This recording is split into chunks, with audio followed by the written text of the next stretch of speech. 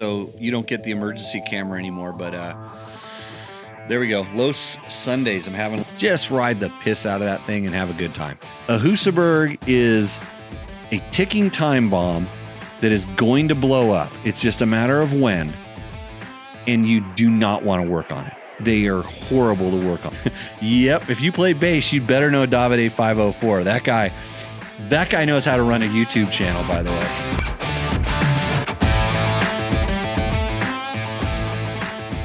Turn the sound on. Welcome to Tech Talk Taco Tuesday, everybody. My name is Jimmy Lewis. This is a great show because you get to ask your motorcycle product-related questions. We have some of your friends from Instagram that are going to ask us questions potentially too. Instagram wants you to wave at everybody. See? Wave. But I don't know.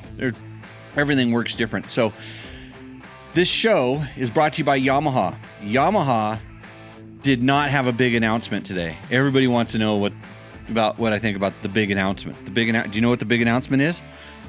Yamaha's still selling YZ250s. You can go get one tomorrow at your local Yamaha dealer.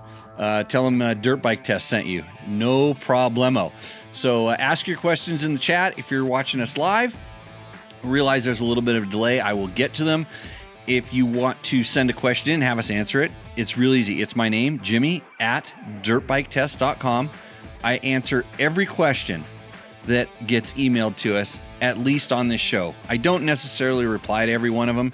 It would be too much. Sometimes I show a short reply.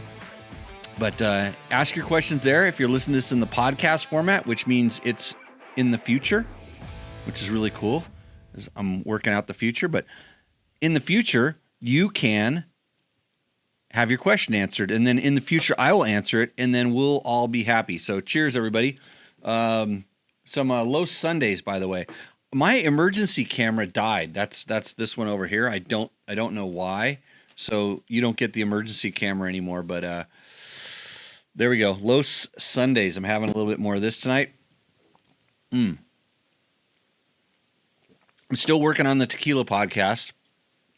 That is coming soon, hopefully. And tonight we're going to get to all your questions. So if you're in the chat, if you're in the rooms, let us know where you're from. Let us know what you ride. We have a couple of one of our real long-running segments. You can see it back up there on the top there. It's up there if you're on the YouTubes. That is our Rooster Endo collection. And if you look way back up there, like right up there where that one is, that's a Husaberg 570. And it's untouchable. There's no way that your bike, no matter what it is, roosts as big as that. So I'm going to do something a little different this week because there's no questions in the chat currently. I'm going to start with the segment we like to call Roost or Endo because I got a couple submissions this week. They're not great, I'll be honest with you. You guys are kind of like losing it. It wouldn't take much to win this segment. Brought to you by Taco Moto. That's tacomoto.co.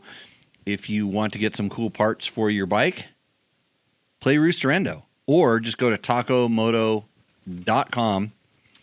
No, not .com, .co. tacomoto.co. This is Tech Talk Taco Tuesday. Don't get confused with all the taco shit. tacomoto.co. Check out their stuff. They are providing a $100 gift certificate to the bike that we feel brings us the most entertainment, whether it roosts or endos. So, thanks to everybody on the grams. Fast Company Flex Handlebars, another great sponsor. Bulletproof Designs. They make me special one-off parts because I like disc protectors, so they make them for me out of wood. Can you hear that? Yep. And a big shout out to my good buddy JB Black, who refuses to come in and do a podcast, but he has a book called Written in Scars and a new one that I don't have yet, but I'm getting it. And if you're like me, you can ride the shit out of your bikes and, haul ass and burn gas. You know what we say. Okay. I'm going to hang up on the Instagrammers because you're not asking questions. This is the show. Here you get to see the whole show here. The microphone. There's my tequila. There's the Tacosaurus with Travis on it. I'm just giving a tour of the studio for the Instagram people. And this is what it looks like around in here. It's awesome. See you later. End. Okay. So shares are real. Sure, whatever. I don't know how it works. This social media stuff, people try to tell me that we could actually do a lot better, and guess what? They're exactly right. This is show 284, I believe. Actually, I should know because I have a document set up with it. Yes, show 284. There we go. All my YouTubes are done. So make sure I turn my ringer off. That's good. Now I'm ready to take calls if I have to in an emergency. I tried to get someone from Kawasaki to come and talk to me, but the official response was, we don't know anything more than what we've already told you. So it'd be a waste of their time to come on this show. And they're right. Because I would just grill them and try to figure out how it works. So let me know how the sound is. I'm pretty sure the sound's a little bit low. I'm going to give it a little kick in the ass right there. I wish I could do, I think sometimes this helps a little bit if I do that, but I can't tell. There's a lot of stuff going on here. Rooster Endo, brought to you by Takamoto. Thanks, Trent, for tuning in on your northern Utah, with his 300 XC. And Chris and Michaela in Steamboat Springs. And they have a TPI and an XR50. Awesome. So thanks for tuning in, guys. So this segment, I need bumper music for this crap, by the way. Rooster Endo. Tonight, we have 2 entries. First up, and here's the best part, is I always do this at the end of the show, and some of these guys just come on to root for their bike or get a couple of their friends to join in, and they're going to miss out. I could really try to go for ratings and stuff like that, but I'm not. So this is Taylor Colliers, the 4th. This is his 2019 Honda CR450L. And let me tell you something.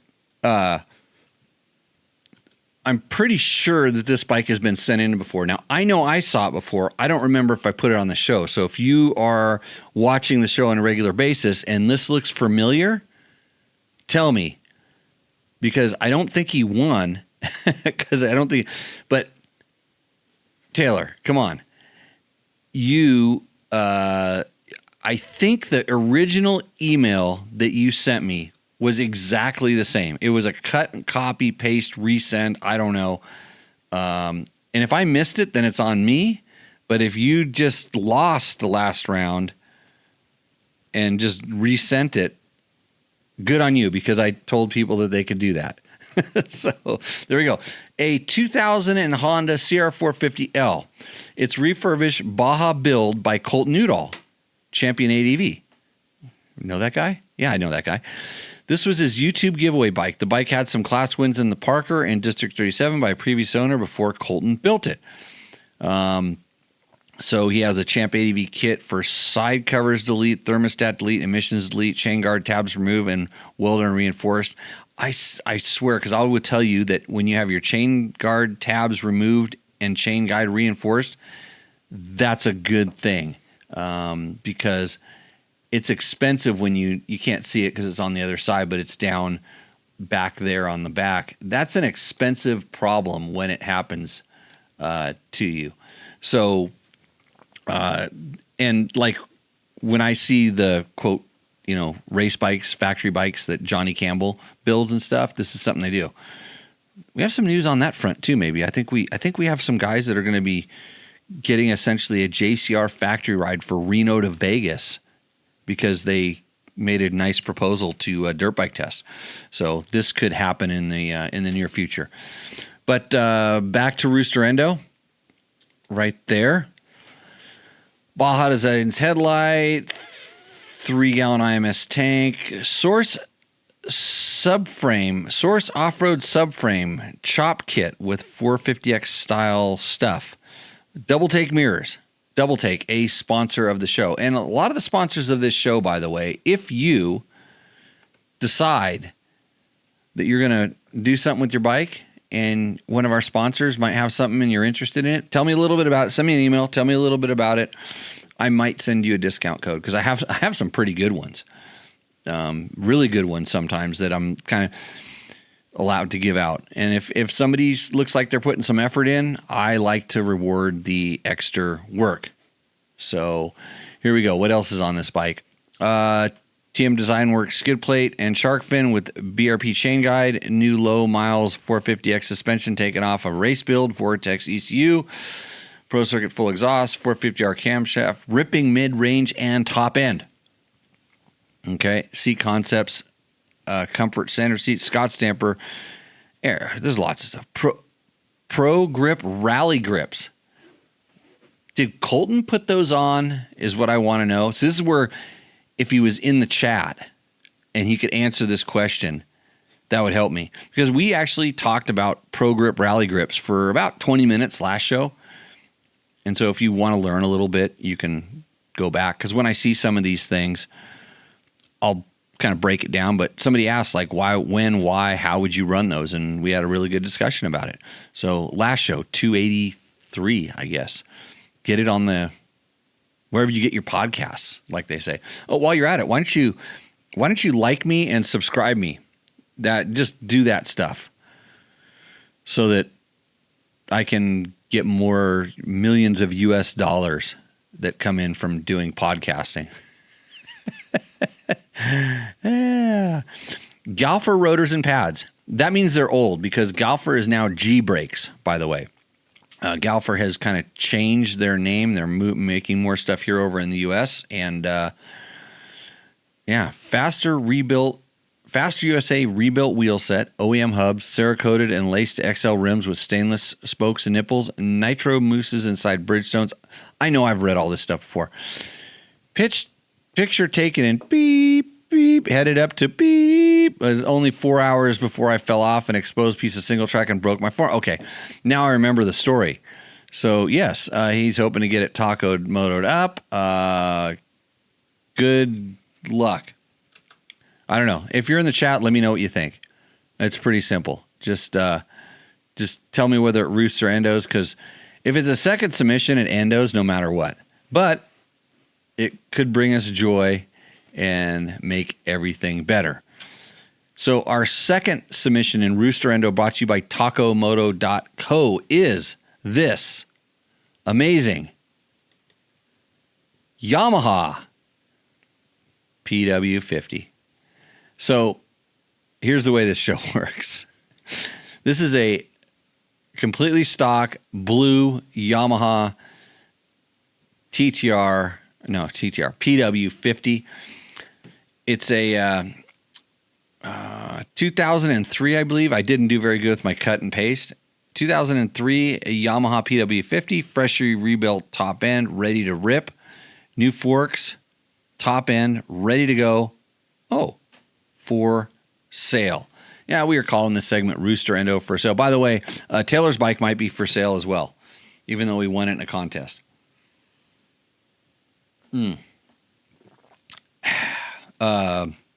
That's Los Sundays, by the way, if you're wondering what I'm sipping there.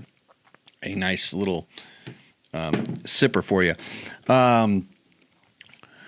So I guess you win 1 week with a PW50. The next week it's PW50. I'm surprised I didn't get 10 of them sent in.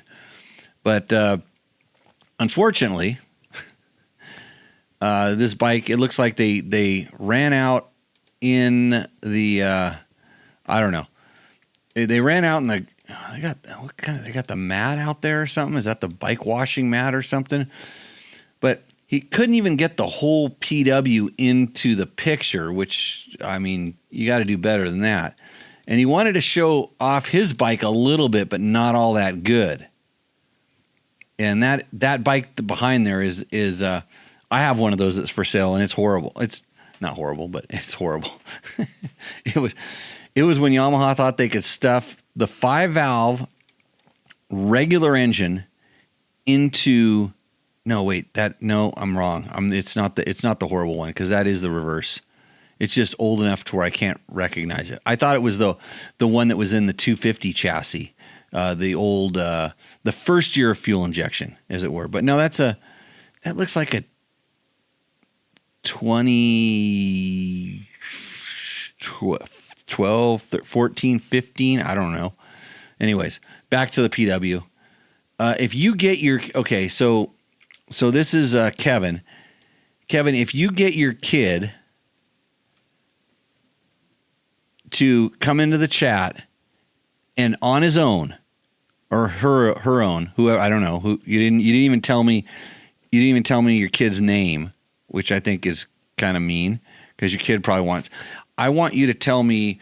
I want your kid to type in their name and then tell me what they like about their bike and how come their dad's selling it because they got bad grades in school. I want to know that answer. That could Rooster Endo too. So we're going to put these on hold, by the way, and I will decide by the end of the show, hopefully, if I remember, because you know how this show goes. So, Kevin and Taylor, yeah, I got a question in the chat. Michaela, how old were you when you first rode a motorcycle? I'm 8. I was 7 when I first rode. Okay, so awesome, Michaela. I was like when I first rode, I was around your age, like 8, 9. I rode a mini bike into the side of my friend let me ride his mini bike, and I rode it into the side of his mom's car. That's how I started riding. And then I realized that that's all I wanted to do. And I just practiced a lot. I really liked it. It was better than my BMX bike. And Cody says the PW Endos. Well, Cody, what if that was your kid's bike and somebody just came out of nowhere and said that Endos? Just putting it out there, my friends. Okay.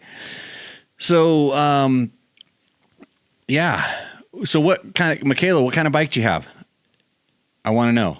And XR50, I guess it is, because that's what it says up in the thing. How come you didn't submit for Rooster Endo? Because if you were in the chat right now, I promise you would get my vote to Roost and probably to win. And then your dad would take that $100 gift certificate and go buy something cool for his KTM TPI bike, because I know how dads are, right? So, hey, we did have one email question that I wanted to get to. This is from Mike. You might know Mike. Mike made an appearance. Mike was changing tires in the background on a couple shows ago, probably around 281. That's Mike. But he's got a good question, and I'll dive deep into this one. He says, "Hi, Jimmy. I currently have a 2023 Gas 300 EC that I bought used with roughly 50 hours. Now it has 112 hours on it. I cannot afford to buy new bikes, so I like to keep this one running well. For a bike that gets ridden 2-3 times a month, and aside from regular maintenance and breakage, how often," I just read them like it is, "how often would you recommend doing service, such as a top-end clutch plate, suspension service, changes and sprockets on the guides, brake pads, and bleeding? Or should I go with the old, if it ain't broke, don't fix it approach?" So this is an awesome question. This is the kind of thing that you should, if you have a friend, earmark this timestamp, whatever we're at, 25 minutes into this, say, hey, go listen to that episode of Tech Talk Taco Tuesday, number 284, about 25 minutes in, because this is some of the best advice that we'll ever give on this show, because I've done this over 100 times. And ask me later, remind me to ask you to ask me about the cylinder rule for aging. But anyways, okay, it doesn't matter what bike it is, but it's a 2023 gas. It's current. The parts are still readily available. If you bought it used with 50 hours, that's a good time range in general to where the bike probably wasn't too thrashed, or it was completely destroyed and the guy had some bad experiences. He's just getting rid of it. So there's this weird double-edged sword when you get a low-hour bike. If you know the owner, you rode with them, you know what he was doing, you'll have a good idea. But when it's really low hours, if the guy comes out on crutches, you're good. If you look at the guy's garage and it's a complete disaster and he's got a truck with a bunch of modifications on it, and when I buy a bike, I look at the person's other stuff because they're just selling the bike, but you look at the other stuff to kind of get a grasp on what's going on. So 50 hours is generally good, could be really bad. Top of the morning. So, of course, I cannot afford to buy new bikes. I could afford to buy new bikes, but I have learned, and I do the same thing with my trucks, that I I ride things and use them quite hard. So when I get a brand new one, and I get a lot of brand new bikes all the time because we test brand new bikes. And so it's lost on me whether it's new or used. I just take it and ride the way I want to ride, which means I don't care what it looks like. I'm just going to go have fun. And I, put time on it. I don't care about scratches and things like this. So I generally don't buy new ones. I kind of find a good deal on a used one, or I buy a test bike that got used by somebody who tried to ride it to 10/10 to figure out exactly how it works. Most of my bikes are used test bikes that we tested, and we rode the crap out of them, rode them hard. And generally I can get them for a good price because the manufacturer knows that, and they're just like, we don't want it back. It's better if you buy it. So we're into that paragraph. For a bike that gets ridden 2-3 times a month, and aside from regular maintenance and breakage, okay, so this is probably pretty normal riding load for a normal person. And that's probably like 5 to 7 hours, 8 hours. It depends on how long you're really riding it. It could be, let's just say it's getting 10 hours a month. So you're going to do let's just say 100 hours a year, that's kind of like that's an average for someone who's a fan of riding. And so, yeah, regular maintenance, and I'm sure that's air filters, oil changes. That's really what regular maintenance is. We can add like brake pads, chain sprockets. He asks about those kind of things. So I'll kind of go down the list. So when things get worn out, it's time to replace it. It's just plain and simple, and you don't want it to go to the point where the part could cause a failure, on a ride. Because you think about how valuable your time is.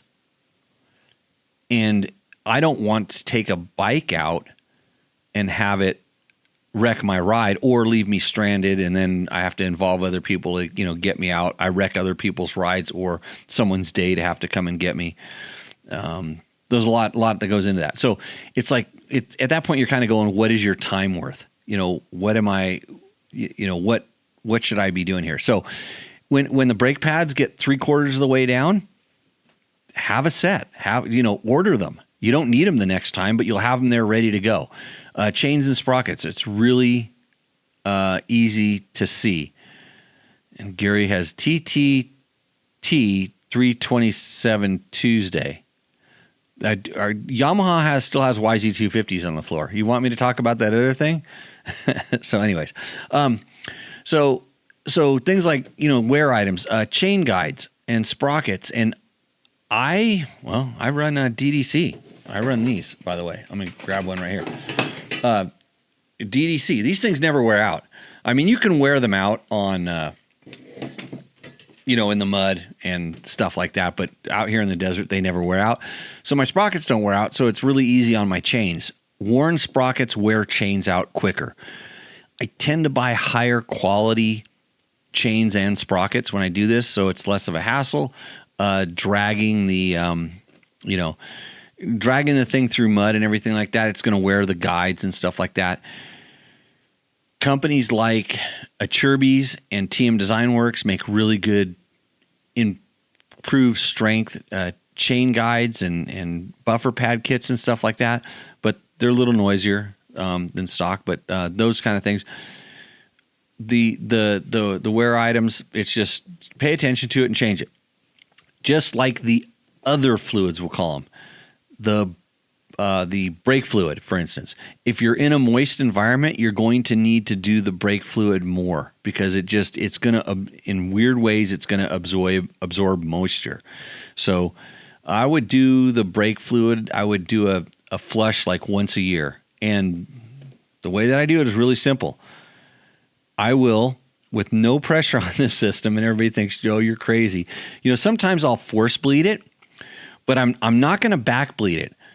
I'm gonna put pressure on the master cylinder and then open the caliper and let it squirt out, and then make sure I never let the master cylinder go low. But sometimes, no pressure on it, especially if it's a front brake, I will just barely crack the bleed screw at the bottom, and then the gravity will start taking it down, and I'll just start filling the top up and let it slowly bleed its way through. And trust me, no air gets in it. Okay, there's enough pressure from the top to go down. On some rear brake systems, you can do this as well. So bleed the brakes. That's something good to do. Same thing on this bike, you're talking about transmission fluid. On a 4-stroke, you're changing your engine oil. That's good. The other fluid is suspension service. So it depends on how hard you ride it. I think that within the first 40 hours, you need to replace, you need to service your suspension because it breaks in and that dirt, that contamination is in there. If you do it within 20 hours, I think you're doing yourself a favor because it's broken in. They'll get all the contaminants out of there. Then you're starting with good, fresh fluid.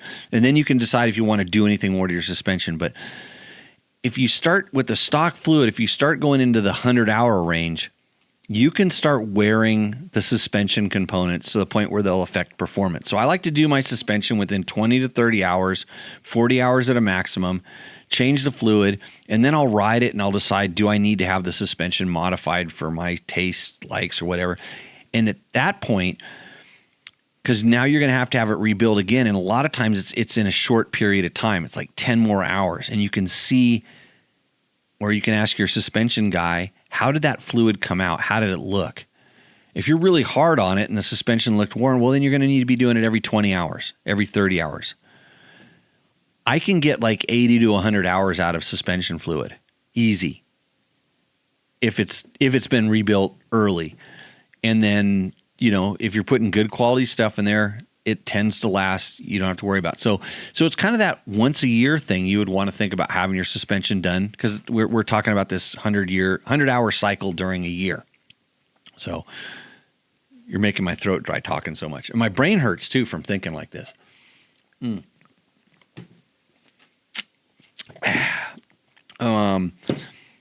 need a beer sponsor here on this show, by the way. Marco, hello, Marco. Yeah. Polo.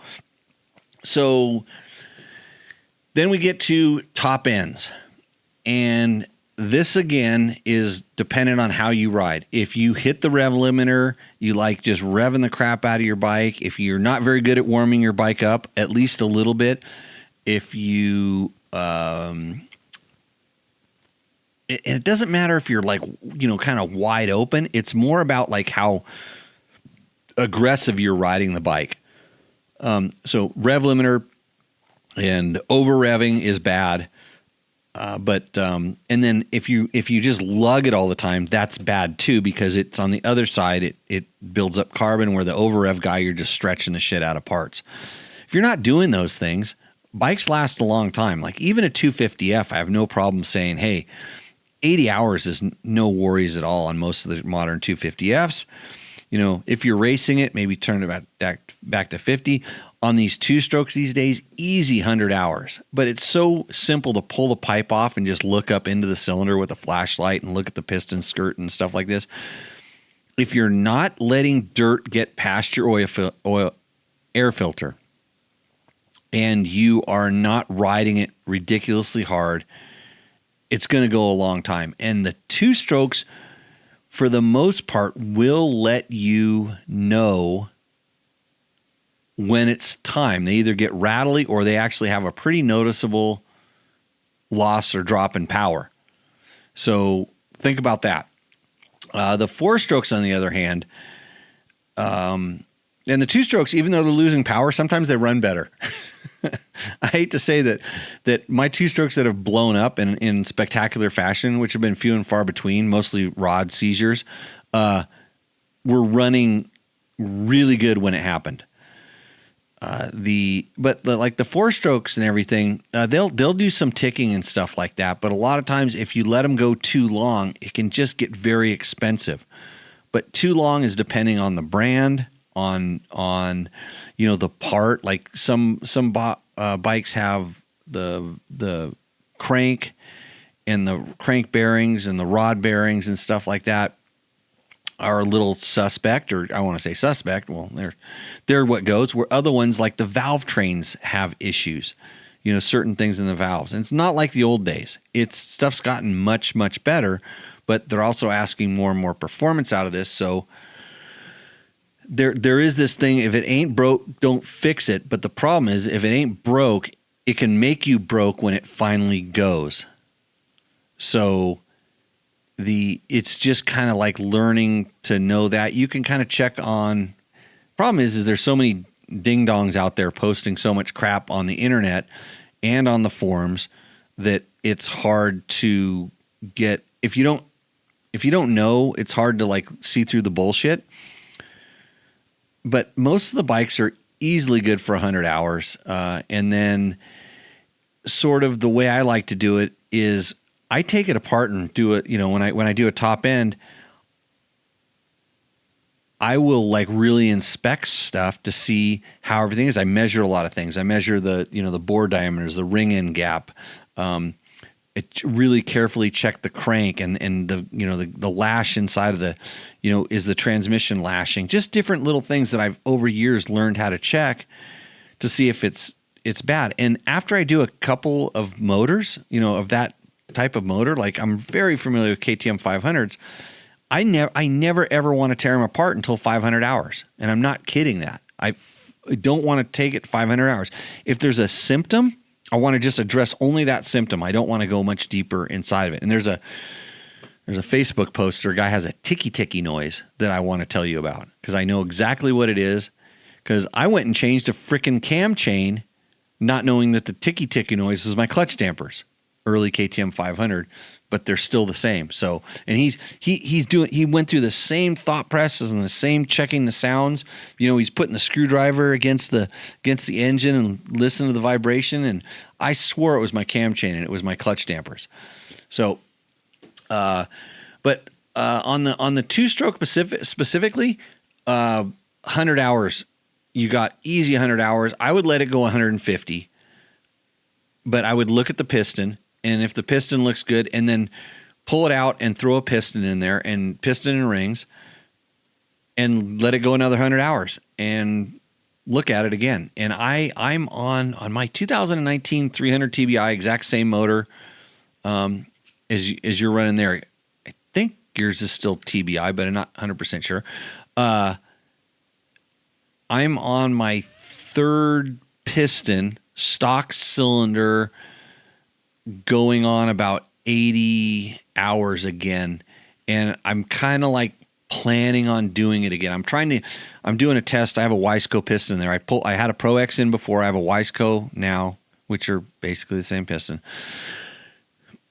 I think they're almost exactly the same piston. They just have different marking on the Wiseco has the Wiseco logo in the skirt.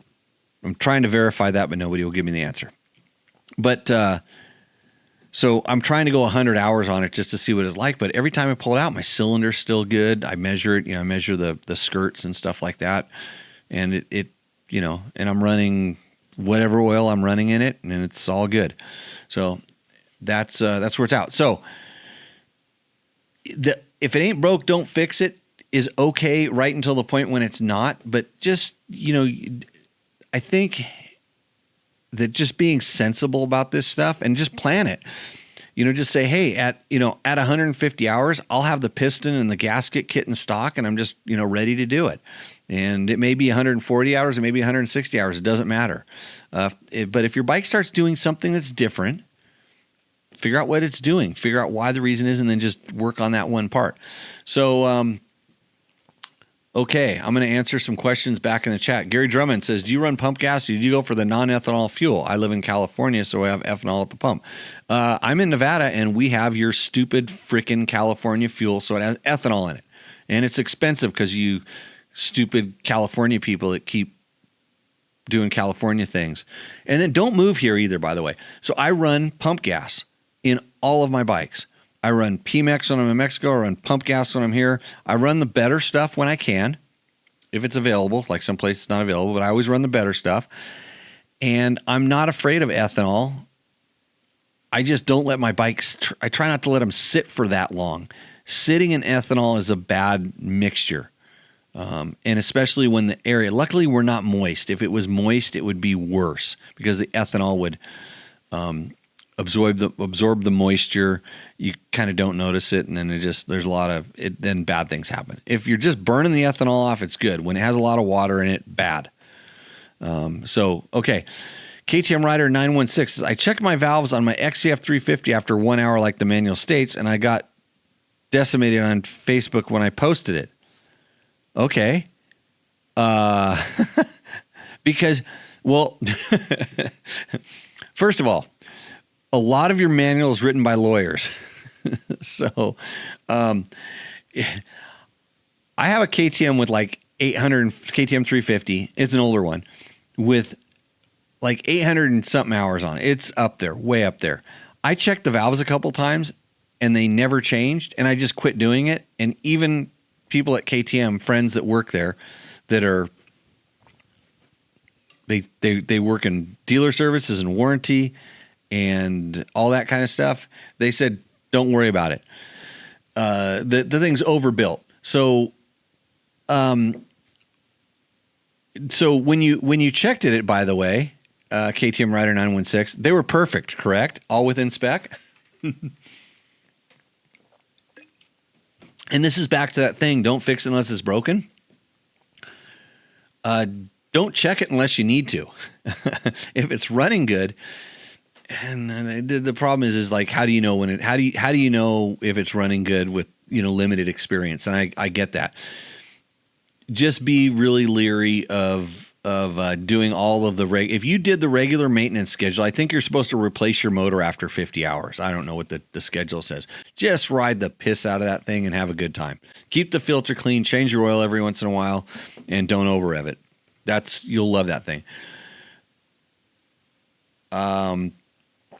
Let's see. Jesse G says, replace the cam chain replace the cam chain tensioner on my KTM 350 XCF. And my answer is why? Again, did you replace it to one of the manual ones, or did you just pop a new one in there?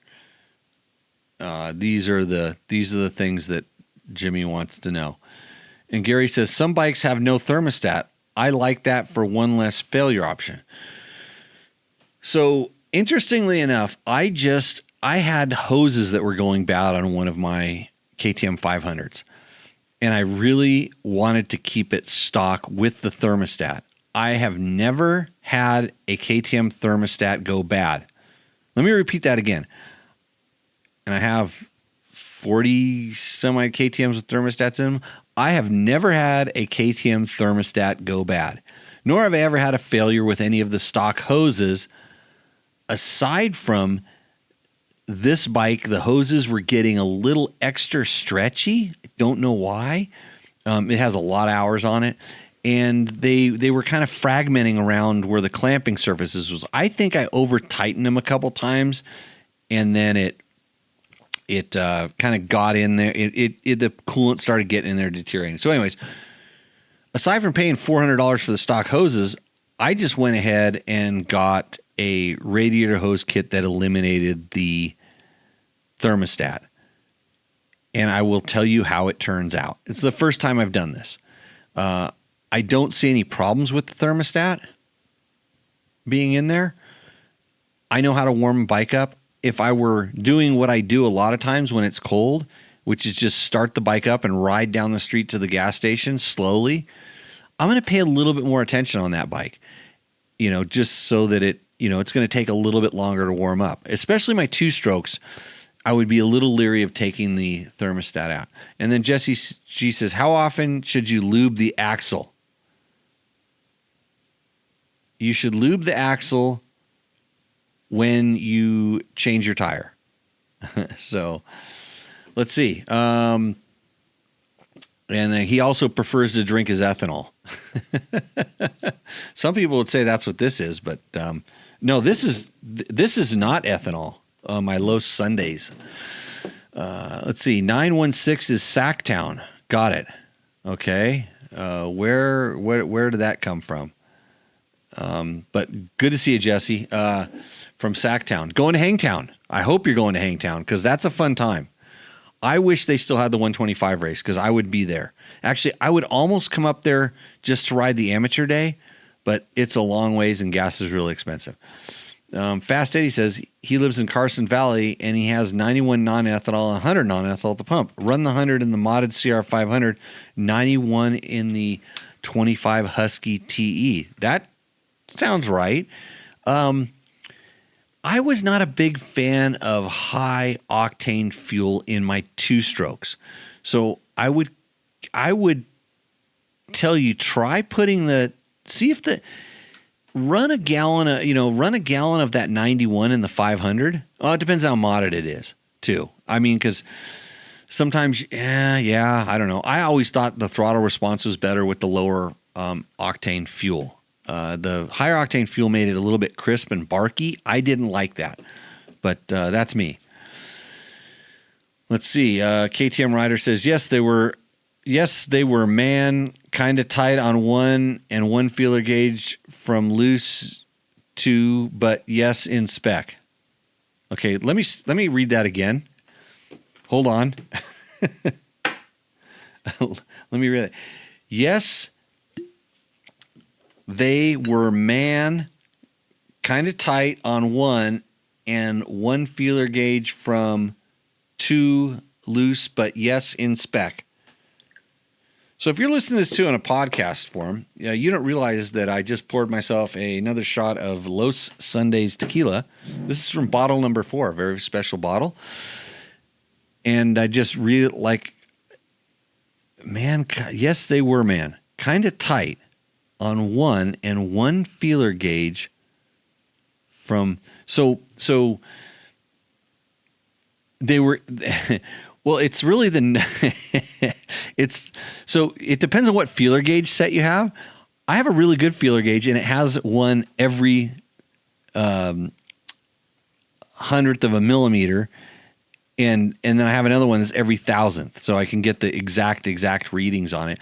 And some people, depending on how hard they want to push their feeler gauge, will get a different reading than me. KTM Rider, if just based on what you just told me, don't ever check them again. Just ride that thing, enjoy it, change your oil, don't over rev it. It'll be just fine. And after an hour, I would say it's after. I don't know when things move because I put a lot of engines together and just to check them, I pulled them right back apart after a short amount of time.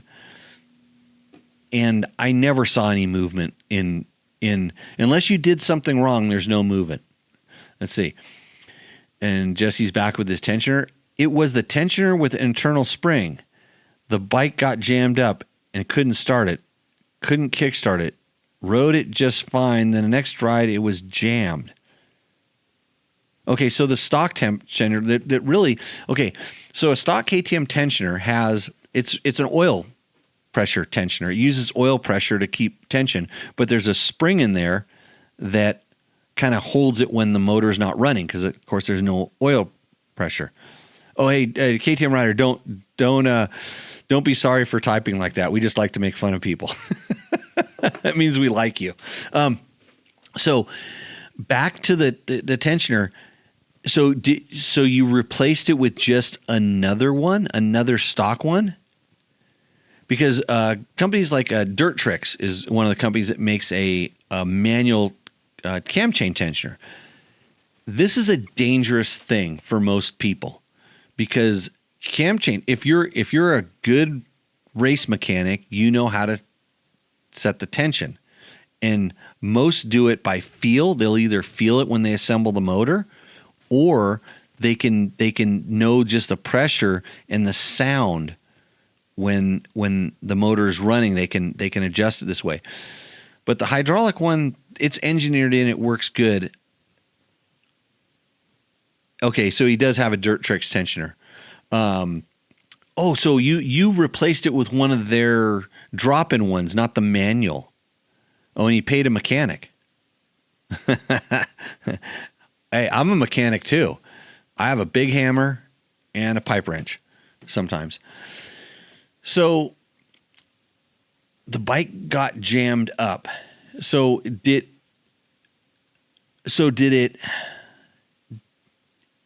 your cam chain jump a tooth? Because that's really weird. Because the internal spring usually holds it to where it can't jump a tooth, but yeah. Oh, he's got a good KTM mechanic that works from his house. So, holy crap! KTM rider just gave us a donation. Thank you, buddy. That's really appreciated. But we also couldn't do it without the help of our other sponsors, Yamaha. All the companies that are flashing on the screen have at one point or another been sponsors of this show, and they help us out. So I'm trying to diagnose your motorcycle product related questions while I'm having some Los Sundays tequila tonight. It may have been. It was a while back, so it was hard to remember. Just like everything I do in the show. It's hard to remember. So, like I like to tell you, it's like the Men in Black episode. I get shot with that gun when I walk out of this room, and it's all over. But cam chain tensioners. I learned this because I had Honda XR80s, and it had a little 10 millimeter bolt with a press fitting that squeezed an eccentric cam that you would spin, and you could listen to the cam chain. You could let it get loose, and you could hear it get tight. And believe it or not, on that bike, it made a difference. You could put enough tension on the cam chain where it made the bike make less power. And you could wear out your cam chain and your cam chain sprockets and stretch the cam chain. Ask me how I know. So lots of things like this. The Dirt Tricks one is if it's just the drop-in one, you're fine. It's just a better version of the stock one. And it does, in the Dirt Tricks one, I think has a better spring. I don't recall. There was a problem when there was a bad batch, evidently, of KTM ones. And so it became a thing. Everybody on the internets, back when the internets were kind of new, everybody said, oh my God, your bike's going to blow up. Well, just had to let it build some oil pressure. So the best thing to do was not start your bike up and hold it wide open. Give it a second.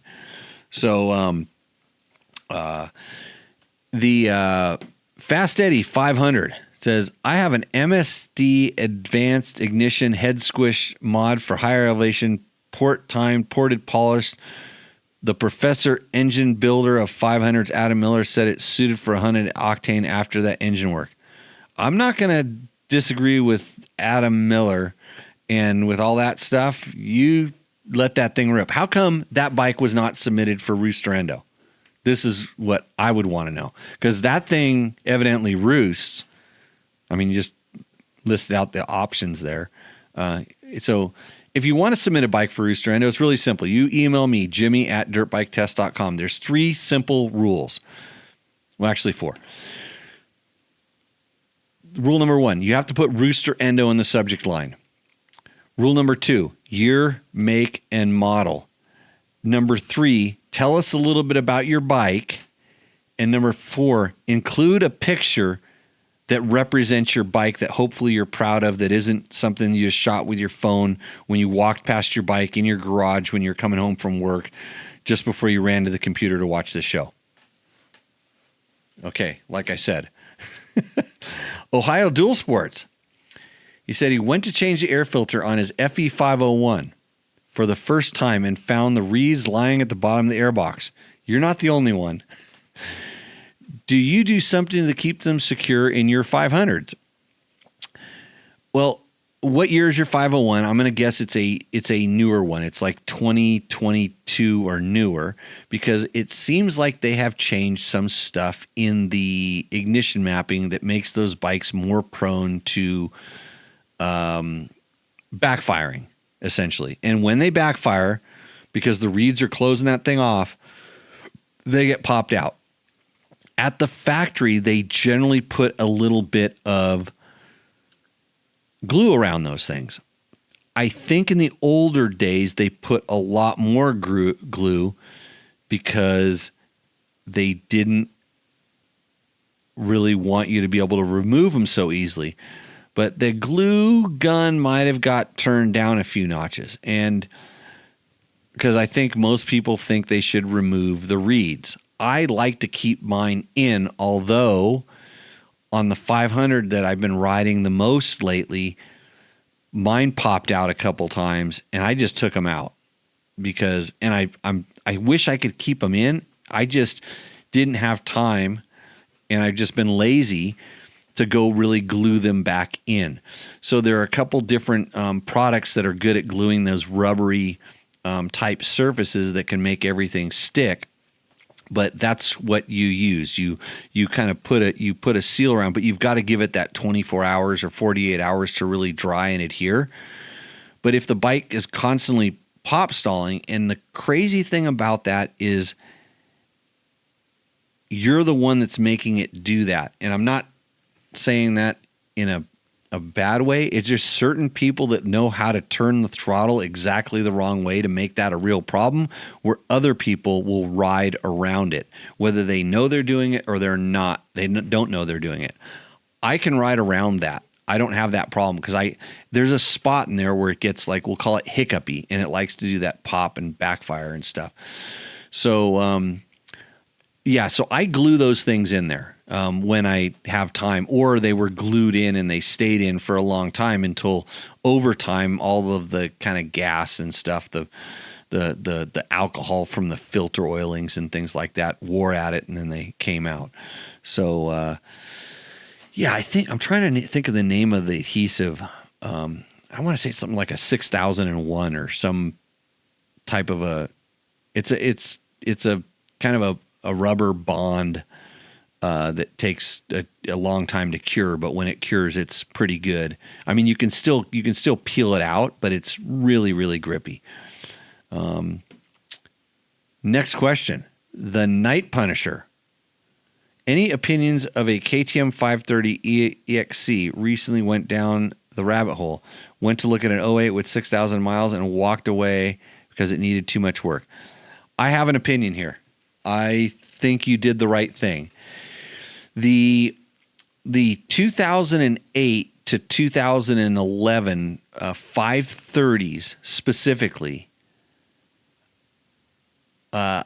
is a I'll call it a short lifespan motor, and I don't know what KTM did, why they're like this, but everything wears out at about 150 hours, and then at 150 more hours it wears out again. We're talking crank, piston, cylinder. I don't know why, because the Husaberg that I love so much, the 570 Husaberg, is all of those same kind of parts with a different orientation, and they last forever.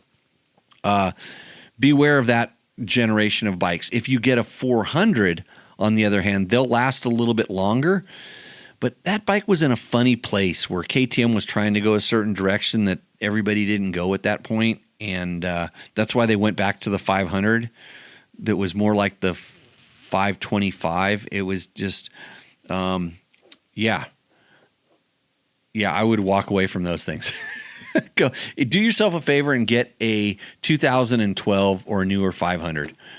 You're probably spending $500 more, but you're going to save it in the long run 3 or 4 times over.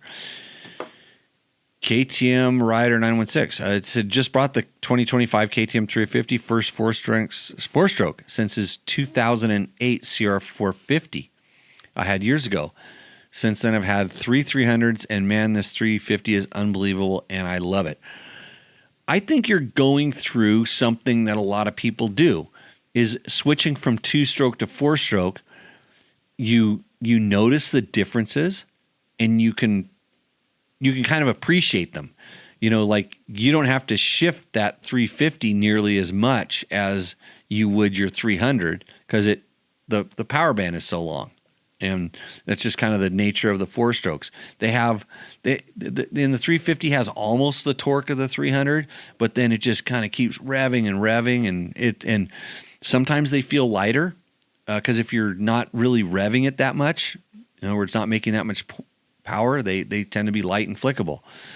So Gary Drummond says, I watch Tech Talk Taco Tuesday on this 65-inch Roku. It's the only way to watch. I'm sorry.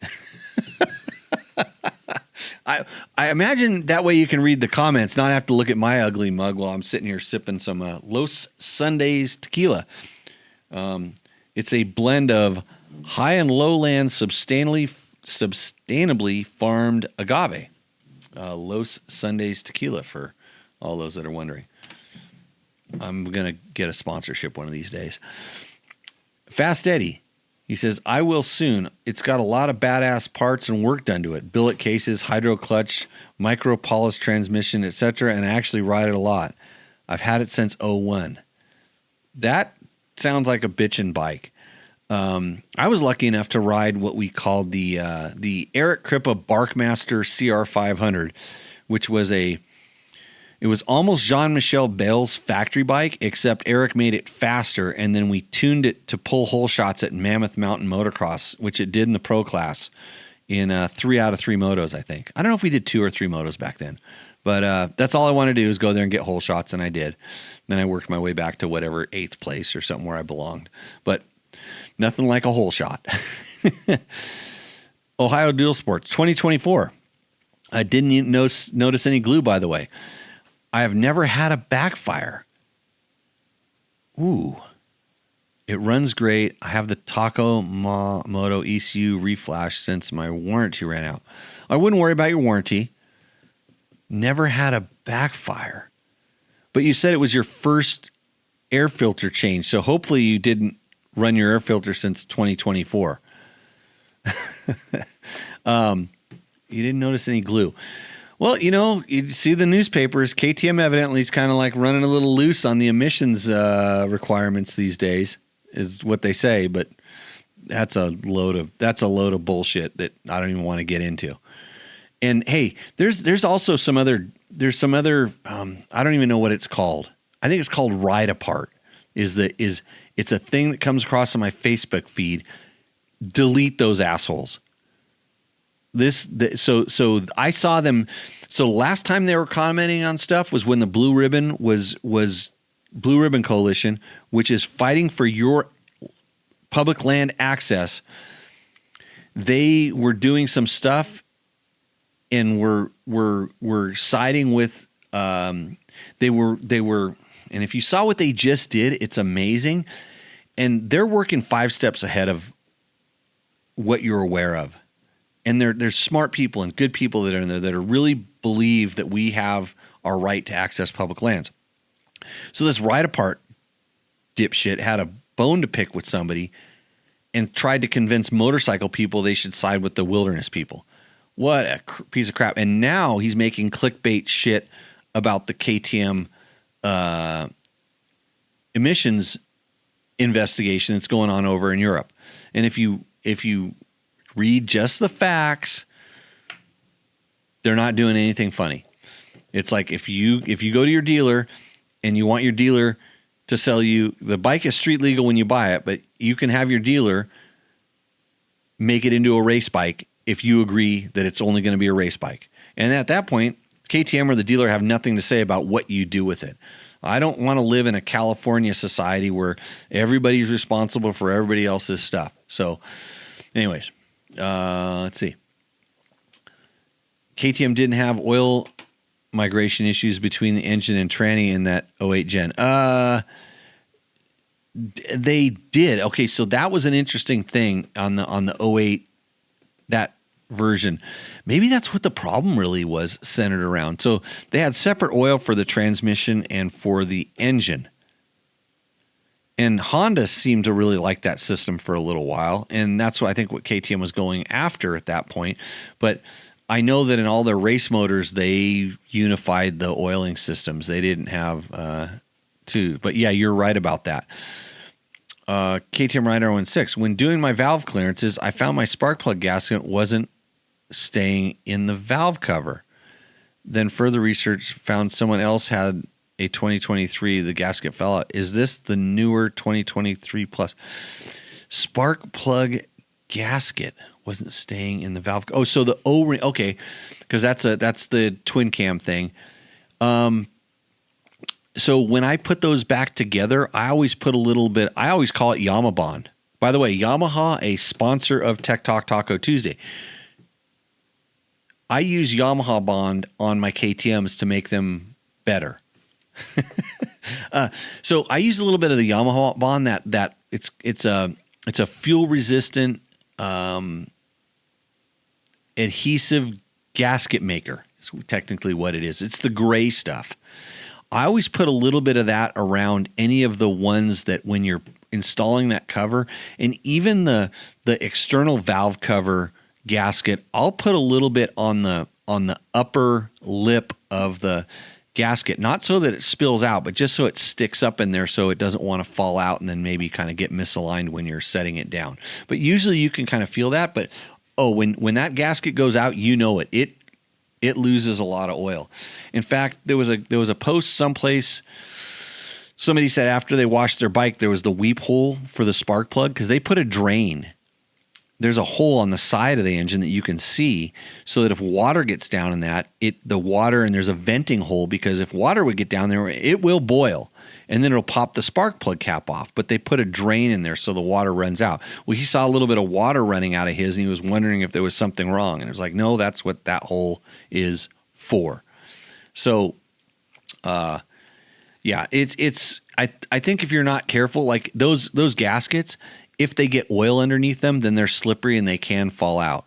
So, yeah, it's not a specific. It's usually has to do with the person working on the bike.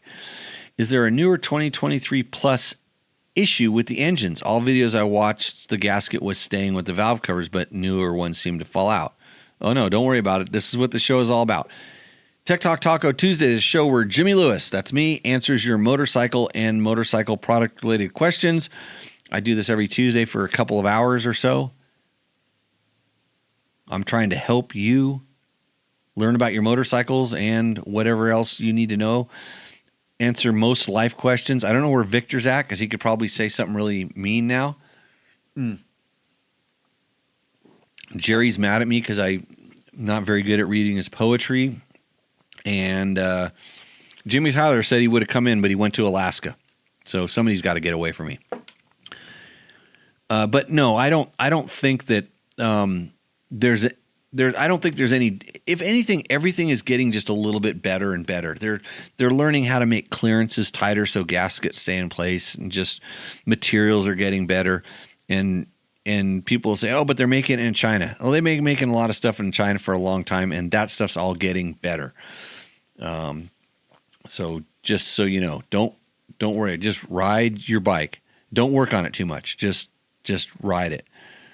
You know, listen, if you want to work on your bike, let Tech Talk Taco Tuesday know what you want to work on, and I'll tell you whether you should touch it or not. My buddy here, Jeremy, wanted to do a full KTM 500 motor rebuild, and we put one seal and one bearing inside of his engine, and it's perfect again. And that saved him a lot of money and me a lot of time.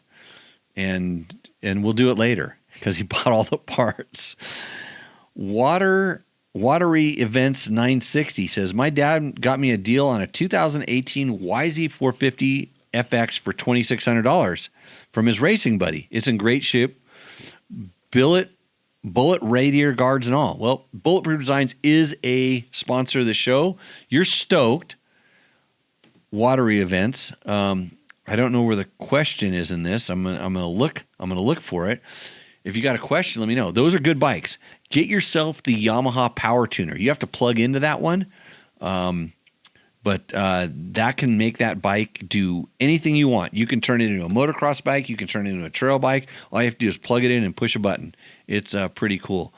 And bikes, used bike prices right now are really cheap, and you've got a cool dad, by the way, to get you. Stackmasters talking about my reference. They don't even want to let hikers in. That's true. The real core greenies do not want hikers either. But they want to have their own house and their own little place back there, but nobody else can get in there. Yep. I'm not as stoked on that, whatever that other thing is. If you see something it's called Ride Apart, just delete it. Just say you don't like it. That guy's a tool bag.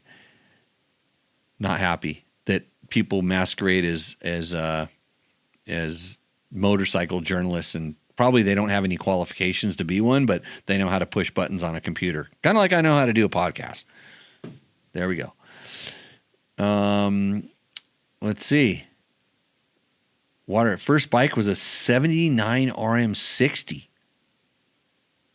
Dude, because I remember I rode a YZ50 back in like 81. Did they have an RM60 back then, or was it RM50? Clarify, please. The Night Punisher says, is it too late for the Rooster Endo segment? Well, we've already displayed our Rooster Endo bikes, which I'll do right now. So right now it's between this Yamaha, this Cherry Yamaha, which may be for sale, PW50, where I told the owner his kid needed to tell me a little bit more about the bike, and it would automatically win.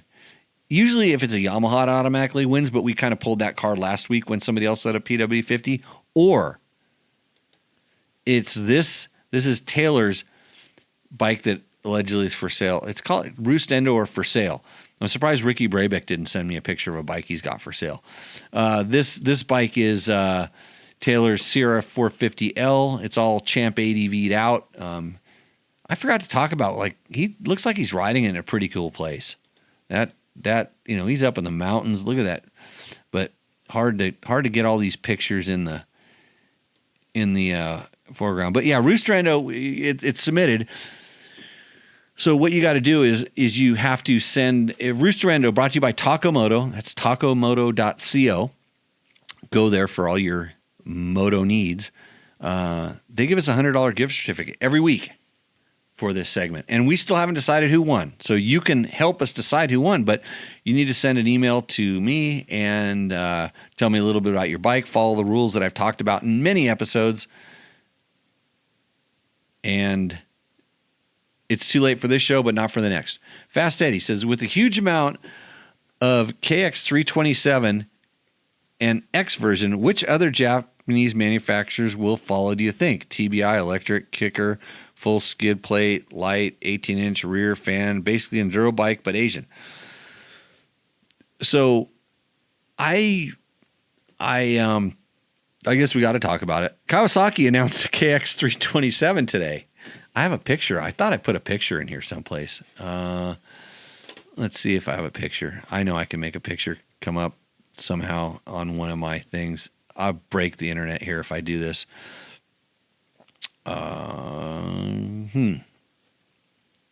You would think that I would have my my own website. You would think that my own website would be ready to go.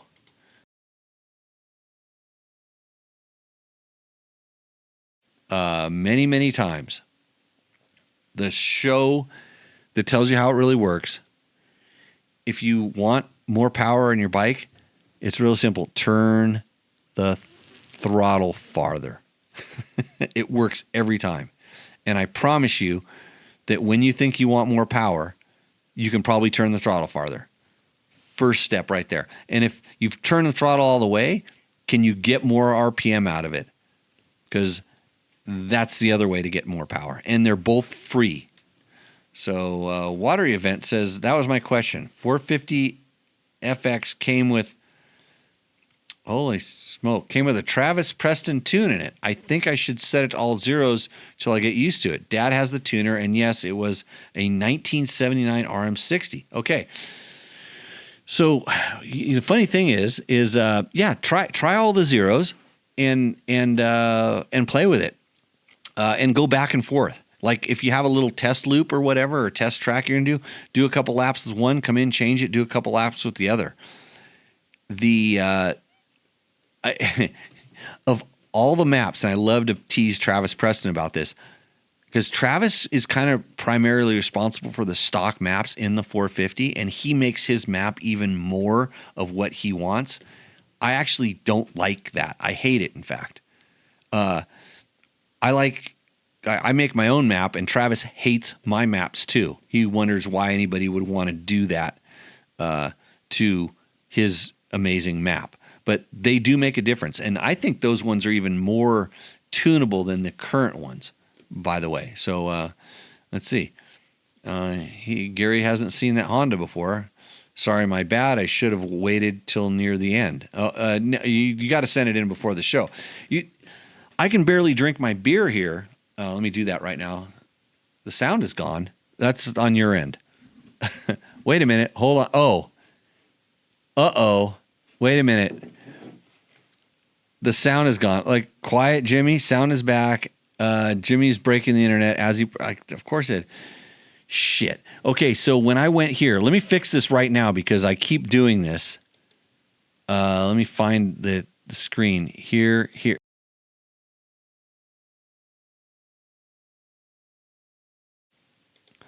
You're going to have to bear with me for a second because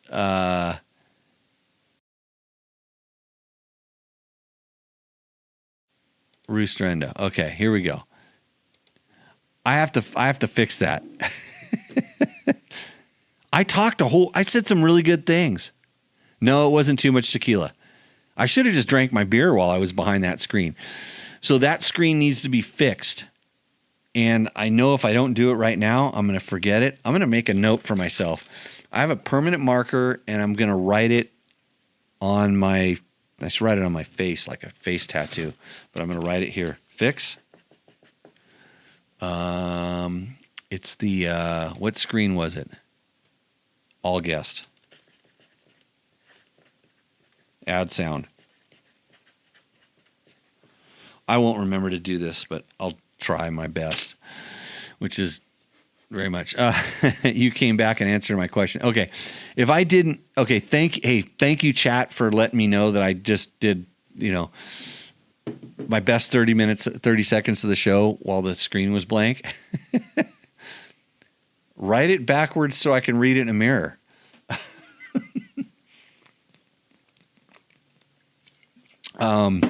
Yeah. Write it on my face. Thank you. Where's Victor at? Where's my buddy Victor? Thanks for reminding me there's no sound, because I have no idea. Like, I don't see what goes out. It's literally, I don't remember what I do in the show, but I don't see what goes out of this. And when sometimes stuff breaks, and I looked right over at the soundboard and I'm like, oh God, because this thing. See, this soundboard is a Yamaha soundboard. Yamaha brings you this show, and I'm not kidding. This is the best soundboard ever because it can do really cool things like make my voice sound like the devil. In case somebody wants to be mean to me, and then I'll just talk back to them, because the Voice-O-Matron is super awesome. It's a Yamaha product, by the way. I can do weird things like this, and everything goes kind of cattywampus. But if you're a professional podcast show host like I am, you need to know how to do these kinds of things, or make the sound work just in general. Let's see. So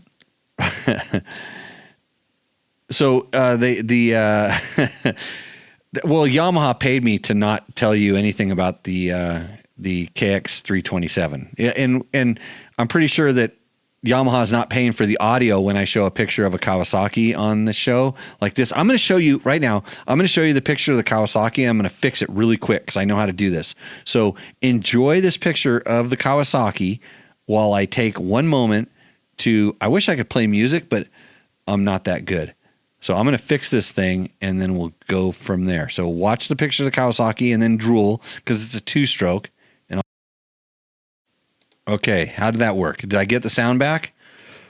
You have to let me know because I can't tell, but I think I fixed it because I'm a half-ass. You have the amazing thing is like just like everybody else on YouTube and the internets and stuff. I get paid so much money to do this, and all I do. Wait, watery events. He plays bass. Do you know Davide 504? Yep. If you play bass, you better know Davide 504. That guy knows how to run a YouTube channel, by the way. So, okay, we're good to go. The sad tombstone sound.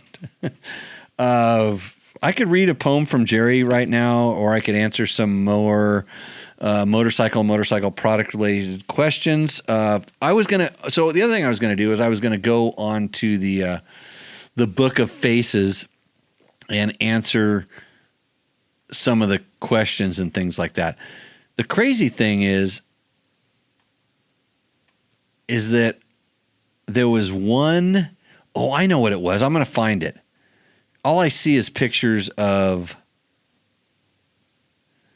so of course Sherco is showing pictures of their two strokes too. It's like, because everybody's all about two strokes.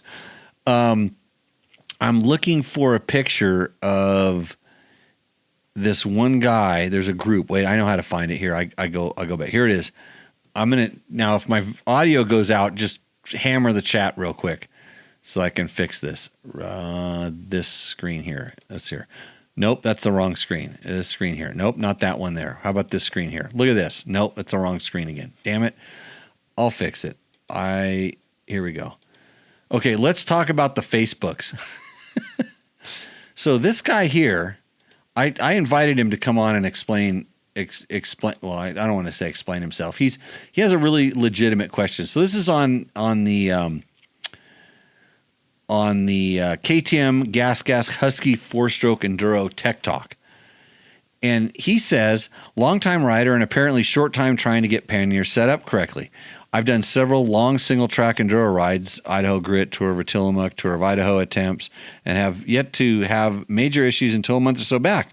On the newer 2020 Plus bikes, the exhaust is so close to the frame it can cause issues. See the picture below. Ouch. I've since transitioned to running them under the plastic frame guard to keep away from the exhaust, but it's not a Sano setup. I like the Voile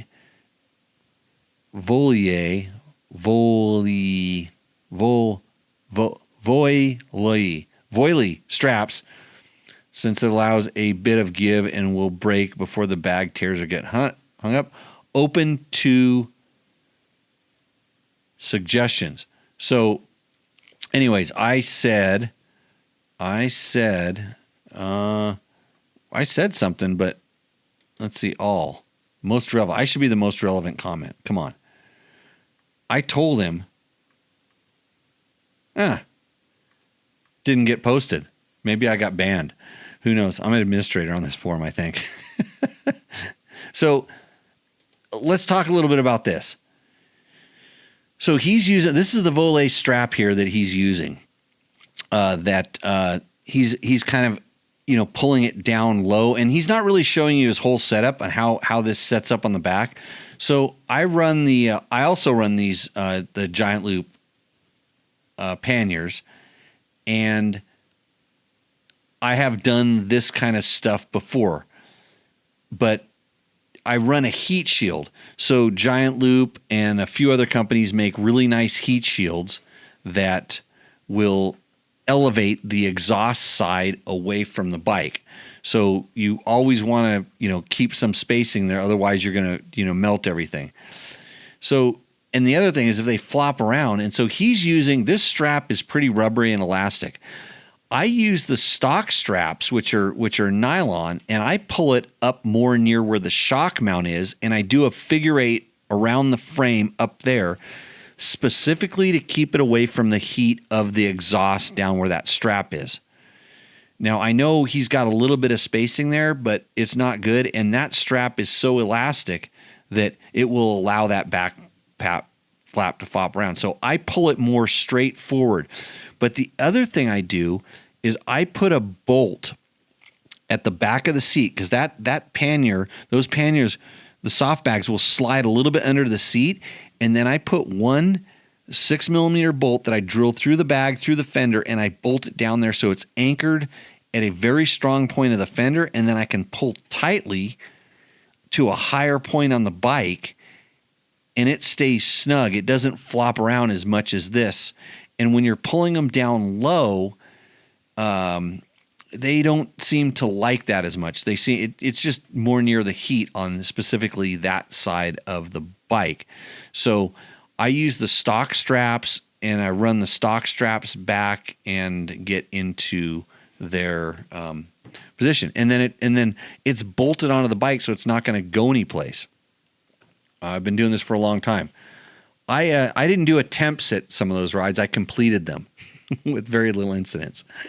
So I have a Tour of Idaho video someplace. You can go watch it. Search, go to Dirt Bike Test, search Jimmy Lewis Tour of Idaho. It'll come up. It's a good way to waste 45 minutes of your life and get inspired to do something else.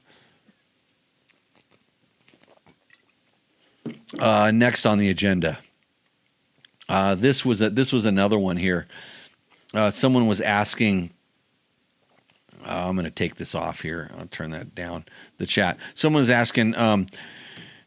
Are the Motion Pro CPC Fuel Quick connectors compatible with KTM Husaberg gas cast connections? I want to test the fuel pump inline pressure. I think they are, but I would go with something. These are plastic. These ones are plastic, and I've had them fail at the kind of the junctions. They seem to work fine for non-pressurized fuel lines, but I wouldn't use them for fuel pressure. It's just a little bit too much. So take it from someone who's broke something before. But they make really good ones. And the connector, I usually pair it with like a Golan type filter or one of the Takomoto filters. You get a Golan one at Takomoto, and or Rottweiler has some really nice options where that connector is actually a fuel filter.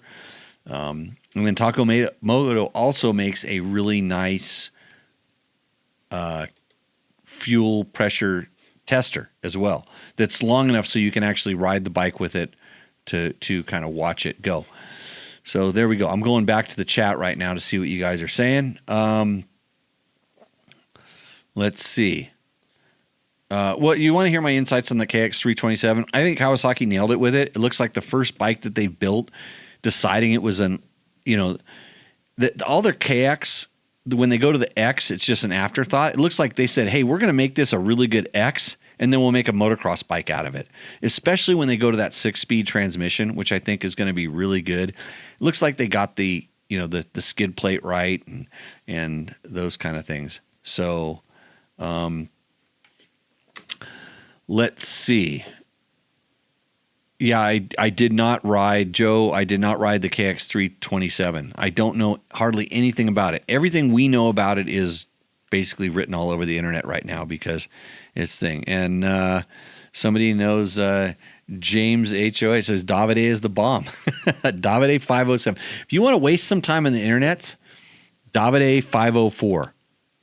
Go watch and I'm not into music at all, but this guy makes music entertaining.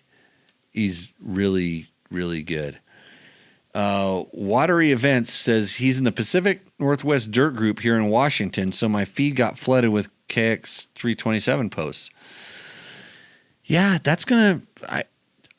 I mean, you just look and see how many KTM 300s are out there, and it's a ripe market for something new. And KTM just keeps making the 300s, and they're really good. And it's hard to beat that platform, I think. And people say, why doesn't Yamaha make a 300 two-stroke with fuel injection and blah, blah, blah, blah, electric start, all this stuff? Because I think Yamaha realizes that they make a very simple carbureted bike with no frills, and it's inexpensive in comparison, and it rips, and it's simple. And then, so why try to compete with, and everybody wants to know, like, why did it take so long for Kawasaki to make this? Well, knowing a few things about fuel injection and electronic power valves, I'd be willing to bet that they ran into some durability issues. Now, I'm not going to get an invite to the KX327 intro for saying this. I believe that they probably found it was harder to get the bike. They could probably make it run really, really good, but it wasn't going to be durable enough for the regular customer. KTM went through this with their bikes back in the day. And just like I told you that there's no way in hell that a Stark Varg is going to charge as fast as they said it would, or have the battery life that they said it would when they first started. And then I got banned from them because they say I hate electric bikes, which I don't. But I'm just telling you what I know from some kind of crazy experiences that I have. Just in general, knowing a lot of stuff.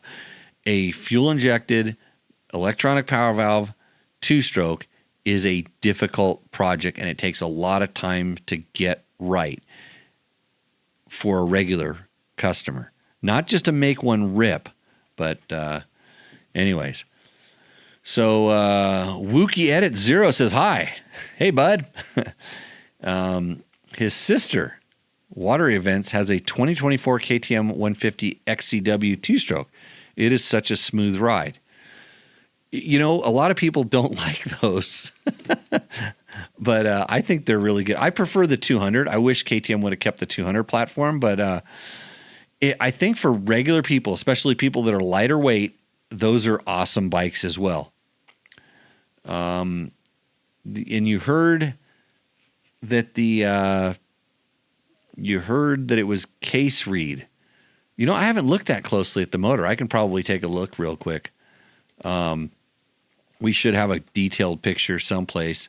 No, we don't. Trevor, I can look at the photo and tell you if I zoom in somehow or another. Yes, it appears to be a case read. That's the way everybody's going with 2-strokes in general now. Just because it's just been proven to be a more efficient method to get the fuel in there. You're going to, and you know, what they didn't say was whether it was oil injected or premix, by the way. I don't know if anybody caught on to that. So, and Gary Drummond says, Cody Webb seems like the 250FX over the 250X. Well, so he's talking about the 4-stroke versus the 2-stroke. I really think it has a lot to do with electric start, to be honest with you. Those guys rely so much on being able to run at a really low RPM and then be able to restart the bike instantly if they have a problem. So that's a thing. And MX Beans 1206 says, thoughts on the new Sierra 450? There's 9 pounds less motorcycle there. It'll be interesting to see. That's going to be a huge change. And Honda has done this in the past. Honda has slowly made their bikes heavier and heavier and then just dropped a whole bunch of weight. This is kind of a trend that KTM has been going on, and obviously they've had a lot of success with it. So it'll be interesting to see if the bike feels that much lighter, because the scale weight and the riding weight, it's usually the width of the bike and the overall size of the bike tend to affect the weight more than what the scale says.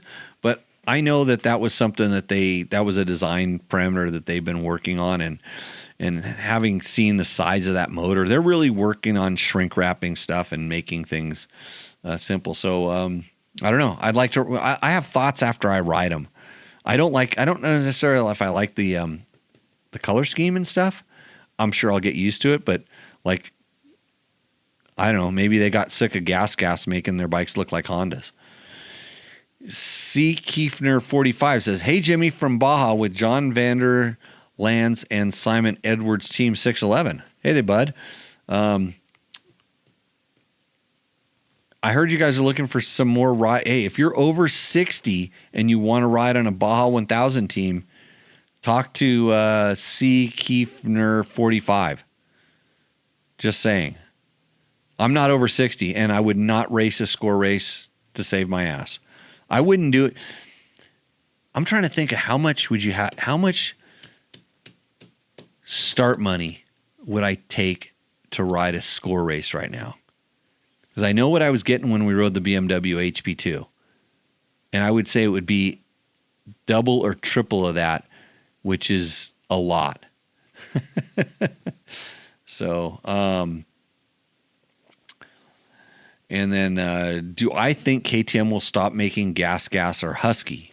No, I don't think they will. I think they're going to try to position them a little bit differently. And somebody heard that the KX 327 was premix.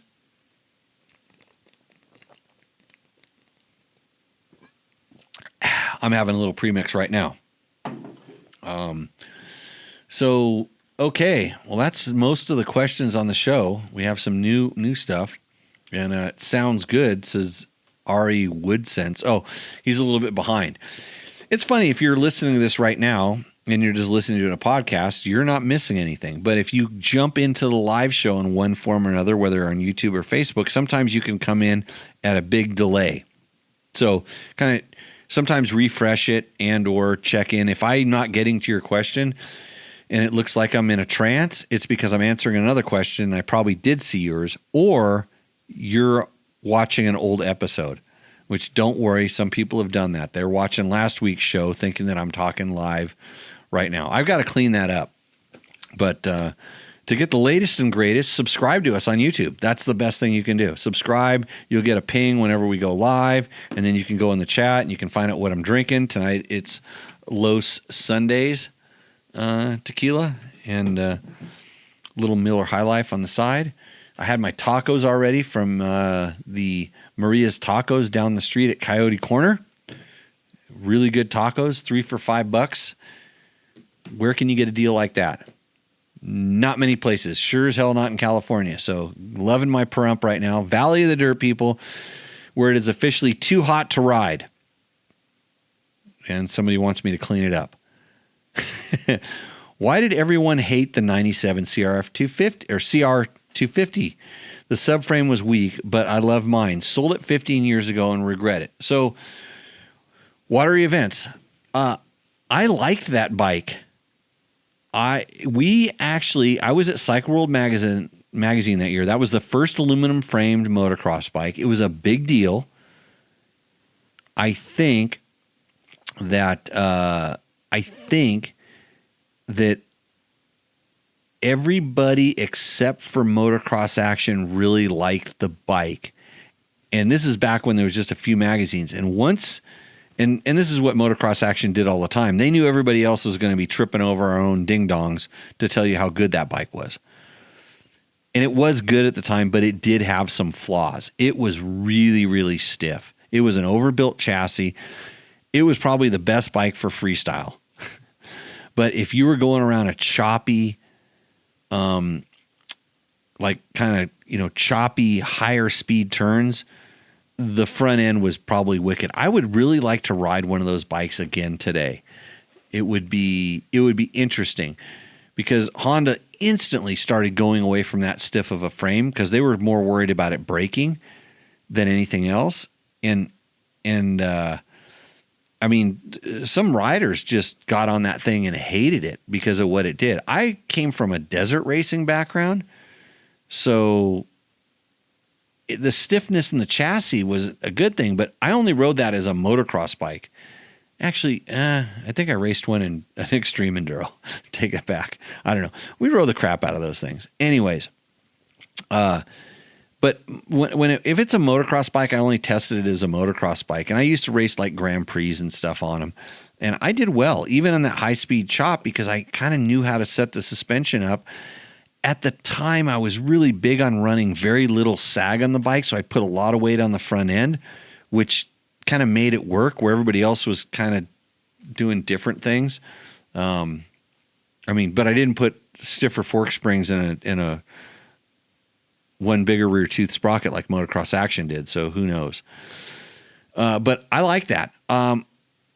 Instantly, I realized that it was too stiff after I rode newer versions of it.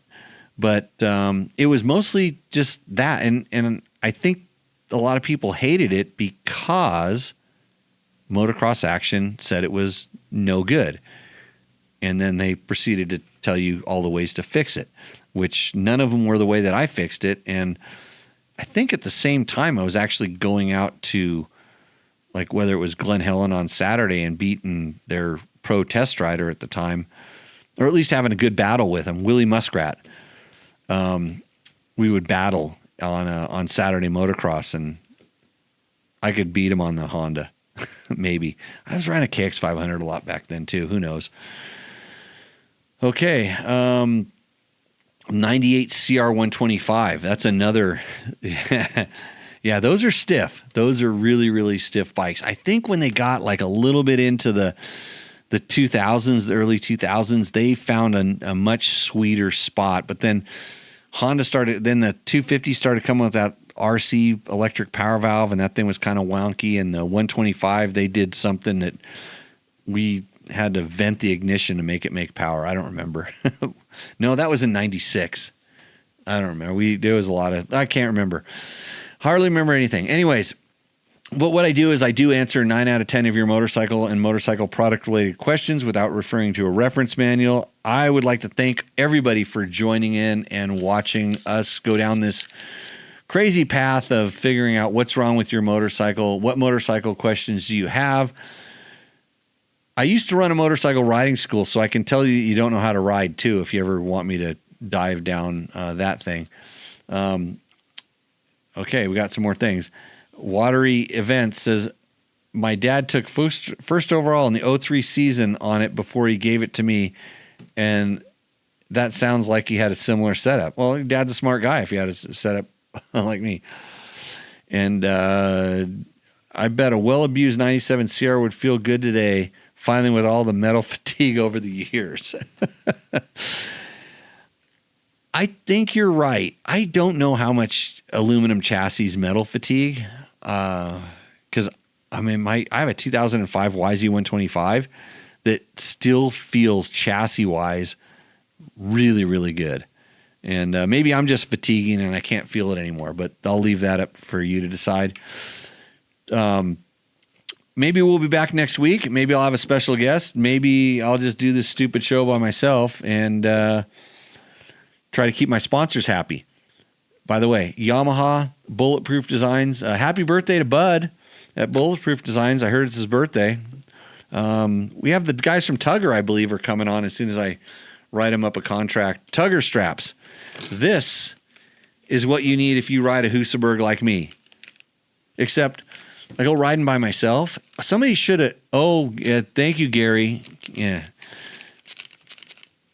The problem is when you go riding by yourself, this tow rope doesn't do much good other than I could hang myself with it, except there's no trees in the desert. Did the PW50 win the night? No.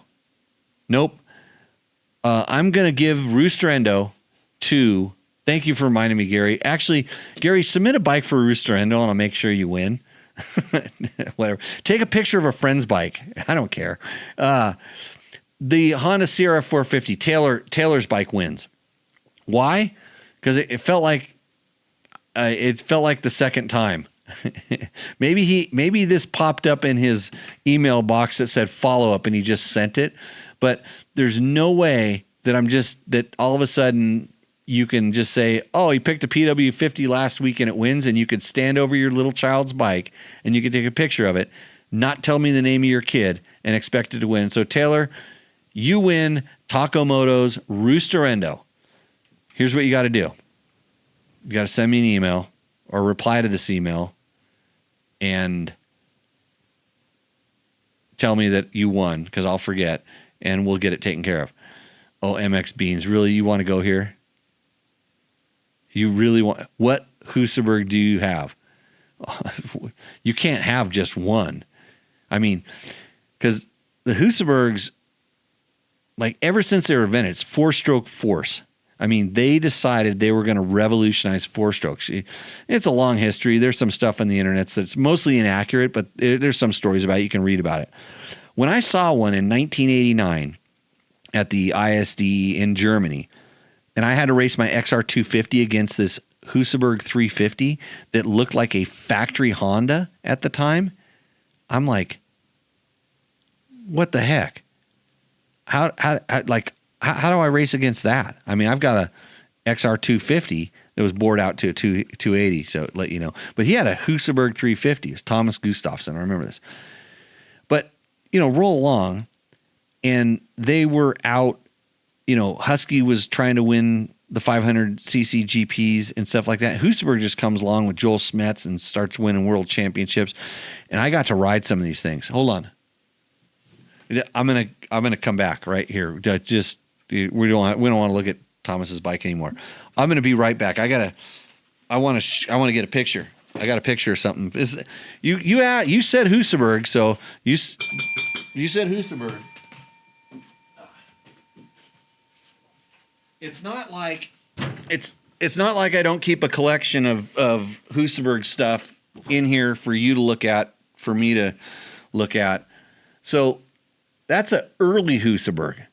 I don't own this bike because this is the one that actually has the cylinder disconnected from the cases. But so I rode Husabergs from day one. I got a chance to ride them, and they were gnarly. And so I had a thing for them. And which ones do I own? So Husaberg kind of made bikes, and then I raced against them. I wanted to ride one because I was a 4-stroke guy, but I was riding for KTM at the time. And so I got a chance to ride them, and then I was a magazine guy. I got to ride all of them, and they were always like, they were quirky, but they were my favorite. And there was always some sort of durability issues with them, but they would never let me have them long enough to experience the durability issues. So so I finally, when KTM took them over, and this is back with the Husaberg built ones that KTM sort of remanufactured, we had a 650, and that bike was just a butter cutter. So much power. Like, it's the only bike on some of these hill climbs that you upshift halfway up there. I mean, they make power. They pull, and just stock. They rip. So then in 2008, that was when the KTM group took it over. They fuel injected it. They flipped the motor all around, the 70-degree motor. That 570, unbelievable. Love that bike. So I have 3 of those.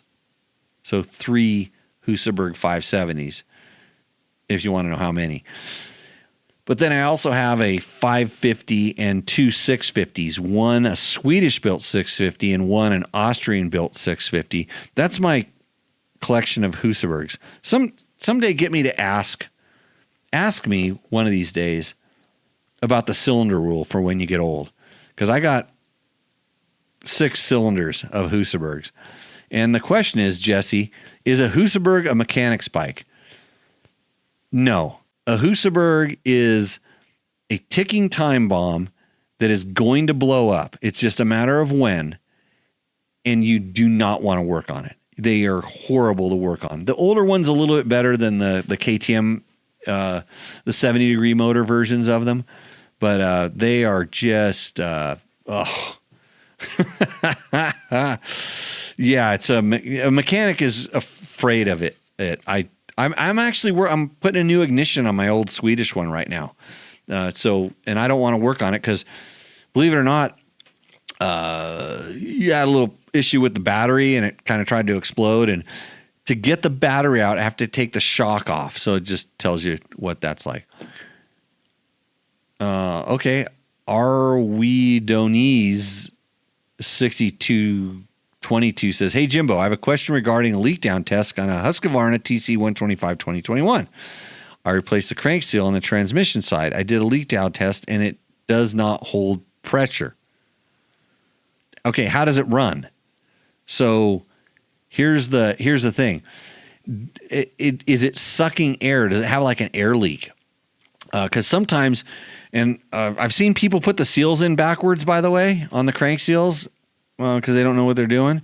But anyways, and then it will never hold pressure. But a lot of times it'll actually hold pressure when you put the crank seal in backwards, but when you rev it, it'll suck air in. So make sure you're putting the crank seal in the proper way. Usually you can tell by revving, it'll really pop, pop, pop, pop, pop, pop, pop, it'll make pop. So I don't know. I'm not a big fan of leak down tests. I'm a big fan of how things run. If you replaced it properly, it should be fine. So it was sucking transmission fluid into the crankcase. Fix that problem and it should be fine. What years the Husabergs with everything opposite as far as the clutch, brakes, and etc. So 2000, previous to 2008, everything was backwards. Wheels, sprockets were on the wrong side.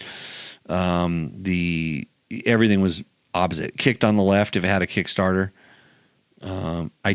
Ari says, I do pump it up to 6 psi so it leaks air. I can hear it from the right side power valve. Covers are off both sides. Definitely leaking from the crank seal transmission side after I replace it. So if you're doing the leak down, it can get up into the piston and blow it out through the port transfer ports and go down essentially out through the power valve. I'm not, like I said, that's why there's too many places for those things to leak. So don't do leak downs. Fix the problem, and then it should be fine. James says, was the Husaberg folks that had the lay down cylinder funky? Yes, that was the Husaberg was the 70-degree motor. So when you start looking at like the things that Yamaha did and things that, well, Cannondale did too, you'll see some stuff. Nothing's new. And Husaberg had an idea about handling that kind of worked and kind of didn't. It was, you either liked it or you didn't. And I really like it for it. It's the kind of bike, if you're riding it on one wheel, front or rear, it works amazing. If both wheels are on the ground, it gets heavy. Gary Drummond, was there no rev limiter on the Swedish Bergs? Yeah, there was a rev limiter, but it was pretty high. If you were an idiot, you could blow them up. It was an old, they were running a SEM ignition inside there, and so it was an analog ignition, and they had a high rev limit. And on the bigger bikes, you could definitely blow them up. Back to the crank seal, not leaking from the crank seal on the flywheel side of the exhaust. It's bunged up. Spark plug in there as well as the cap, no leaks. Let's see. He reads that it's normal for the power valve to leak some air. Is this the case? Yes. Oh, the power valve leaks a ton of air. Yes. Yeah, that's why I don't do leak down tests on bikes like that. I just make sure I assemble them properly. And, maybe, because it really depends, is the bike up to operating temperature when you do the leak down test? And there's a lot of different things you can do. It's a lot of work for a little information. is the way I look at it. And a good rider could ride the bike and tell you whether something was wrong. And if it's, if you're trying to determine like the leak down versus power, hey, sometimes a loose engine that leaks a lot makes a lot of power and runs really free. Ohio Dual Sports says, what do you like about the 570 compared to the new 500s? I owned a 570 back in 2009. Can I just say one word about this? Power. That is the 570. The 570 and the older 650 single with the pumper carb on it. Those two motors, actually any Husaberg that they made a 650 just oozes torque. I mean, torque like you just do not feel in a single cylinder motor. Maybe the KTM like 701, what was it? 690, KTM 690/701 has something like that, but it's not the same. But the 570 is just probably the perfect four-stroke motor in a relatively stock tune. I played around with the ignition, and I have an ignition setting and some stuff that just makes it unbelievable. And then I have a 3-position map switch, and I have these 3 different maps that bike it'll just be a pussy cat, and then it'll just be a ferocious lion. Like, that's why I love them. And the sound, plus it just talks to you out of the air filters right by your nuts. whether you feel it or you hear it. Oh, yeah. Hello, Husaberg. It's been a little while. I haven't been able to deprogram about my Husabergs. I was going to shut this freaking show down. Now look what you guys did. I'll have another shot of Sundays right now. Thoughts on the new DRZ 4S? Have you rode one? I have not. I would love to ride one.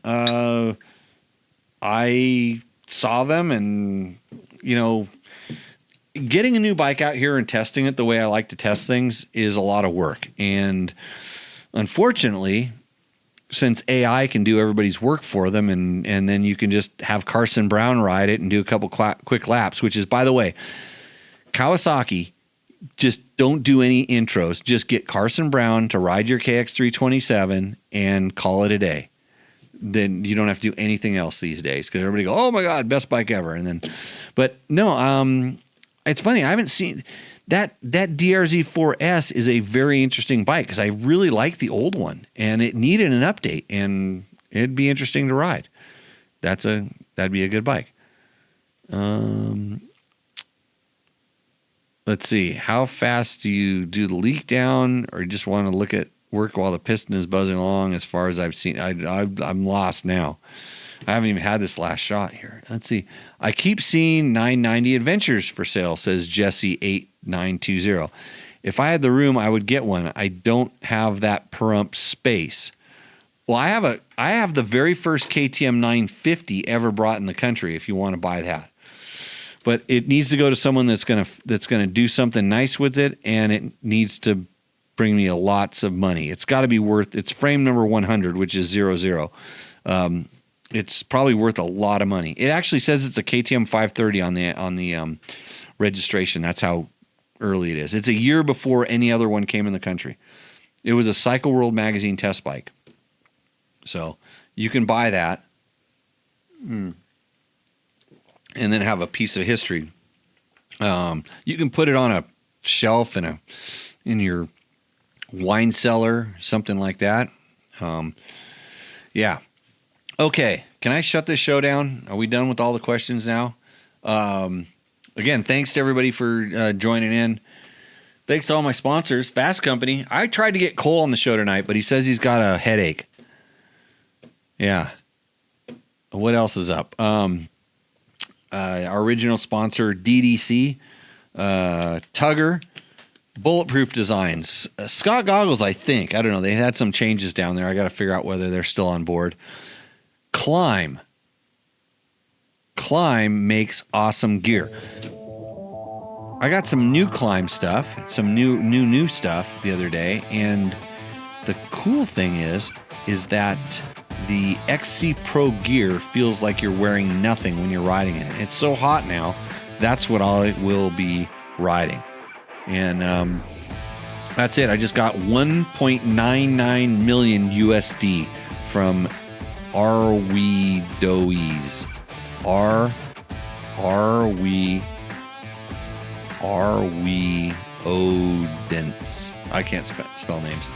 Awesome insight. I dig this community. So do I. Hey, I enjoy doing this. I'm Microbrew sponsor. There's some talks on the table. There's my buddy Marco's supposed to be hooking it up, but I didn't see a lot of the regulars tonight. But we have some new regulars. Gary's definitely in there. And if you won Roosterendo before, I'll give you a pass. Just put that in the thing. I won before, but you told me to. You have to remind me, because I forget everything when I walk out of the room. So, okay, maybe we'll see you next week. Maybe I'll have a special guest. Maybe I will be out riding and won't be able to attend to your needs, because thing is, this show might go on a little bit of a hiatus during the winter, or I'm going to be doing more from my bed while I'm out and about. So, cheers, everybody. We will see you out in the trail. And whoa, Fast Eddie gave me 5 million USD, $500. That's it. I'm running down to the, you know what we have down at the end of the street here. I can go get a beer with all this money. This will be awesome. See ya.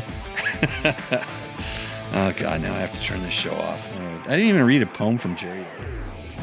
If you like what you saw in this video, come check us out over at dirtbiketest.com on the webs. We have bike tests, product tests, a lot of fresh dirt, and you can even support us by clicking through our links. Hopefully, we'll see you out in the trail.